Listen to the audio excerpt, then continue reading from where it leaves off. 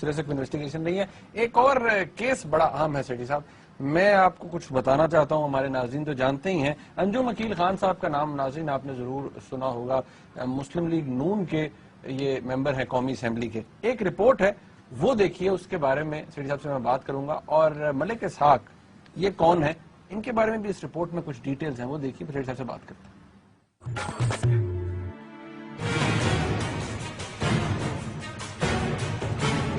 خبر تو گرم ہے کہ کالعدم تنظیم لشکر جنگوی کے سربراہ ملک اسحاق کے گھر کا چولہا پنجاب حکومت کے خرچے پر چل رہا تھا. حکومت پنجاب اور ان کے وزیر قانون رانا ثناء اللہ پہلے بھی جنگ میں ضمنی انتخابات سے پہلے کالعدم تنظیم کے مولانا لدھیانوی کو ووٹ سمیٹنے کے لیے شہر کی سڑکوں پر سرکاری گاڑی میں سیر کراتے ہوئے نظر آئے. اب ملک اسحاق 44 کیسز اور 70 سے زائد لوگوں کے قتل کے الزام سے ضمانت پر رہا ہو گئے ہیں, جس کی بنیاد کمزور استغاثہ, شہادتوں کی عدم موجودگی اور گواہوں کا عدم تحفظ ہے. اگر وزیر قانون رانا ثناء اللہ صاحب کا کہنا مان بھی لیا جائے کہ پرویز الہی صاحب کے دور حکومت میں سیاسی بنیادوں پر پروسیکیوٹرز بھرتی کیے گئے تھے, تو کیا تقریباً 3 سال سے پنجاب کی وزارت قانون صرف پیپلز پارٹی کو جواب دینے کا ذریعہ تھی؟ تفتیش اور باقی ذکر کیے گئے معاملات میں کیا ذمہ داری پنجاب حکومت کی نہیں تھی؟ ایک طرف تو حکومت پنجاب کا صوبے میں انتہا پسندی اور کالعدم تنظیموں سے رابطے کو جھٹلانا, اور دوسری طرف نون لیگ کے ممبر قومی اسمبلی انجم عقیل کو ان کے مسلح حامی آئین اور قانون کو رونتے ہوئے پولیس سے چھڑا کر لے گئے. اس تمام صورتحال میں سوال یہ ہے کہ کیا نون لیگ کی قیادت کے آئین اور قانون کی بالادستی کے نعرے کیا محض صرف جلسے, جلوسوں اور عوامی حمایت کو سمیٹنے کے لیے ایک نیا راگ ہے؟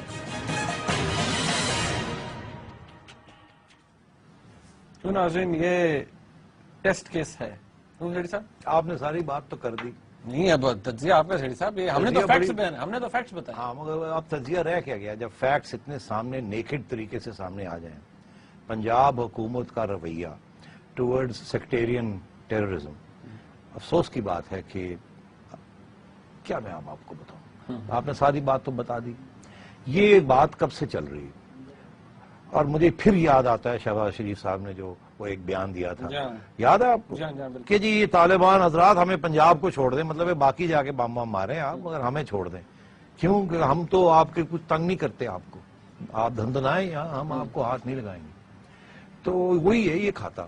اب ساری فیکٹس آ گئے ہیں کہ جی وہ سٹائپنڈ بھی ملتا رہا ہے ان کی فیملی کو, جی, اور فیملی کو. رانا ثناء اللہ صاحب کہتے ہیں, جھوٹ بولتے ہیں کہ جی عدالت سے ہمیں اجازت تھی اور یہ کہا گیا تھا اور اس قسم کی باتیں. یار آج تک میں نے نہیں سنا کہ کوئی عدالت یہ آرڈر کرے کہ اس بندے کو ہم دھر رہے ہیں مگر آپ مہربانی کر کے وظیفہ لگا دیں اس کا. تو مطلب ہے کہ اتنا ہمیں بیوقوف بنانا, یہ بھی اب رانا ثناء اللہ کو چاہیے کہ ایسے نہ کیا کریں, کیونکہ یہ بات جب پتہ چلتی ہے تو پھر اور بھی بے عزتی ہوتی ہے. مگر میں آپ کو یہ بتاؤں, میں بڑا مایوس ہوں پنجاب حکومت سے.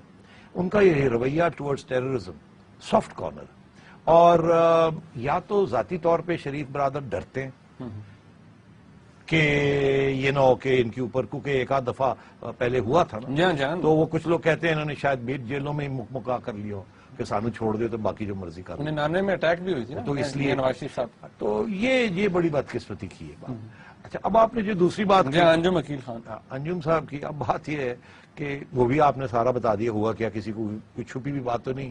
بات یہ ہے جو سوال کھڑا ہوتا ہے, کیا میاں صاحب نے ایک کمیٹی بنا دی, بنا دی ہے نا, بالکل, کہ جی ان کو ایکسپیل کرنا ہے یا نہیں. اب مجھے یہ بتائیں کہ ایک شخص جو کہ کلیئرلی اس نے وائلیٹ کیا ہے قانون کو, اور اوپنلی, مطلب اس سے زیادہ زیادتی کوئی کر نہیں سکتا آپ کی اپنی پولیس کے ساتھ, کہ پولیس پکڑے اور آپ کے لوگ اس کے آگے چھڑا جائیں, اور میڈیا دیکھ رہا ہو اور آپ دھندنائیں اور آپ کہیں ایسی تیسی. یار یہ کوئی سیولائز کنٹری میں ایسے ہوتا ہے؟ یہ تو ڈاکو کرتے ہیں, یہ MNAs MPAs نہیں کرتے یہ. اچھا, ٹیررسٹ کرتے ہیں. اب بات یہ ہے کہ میاں صاحب اگزامپل سیٹ کریں گے کہ نہیں.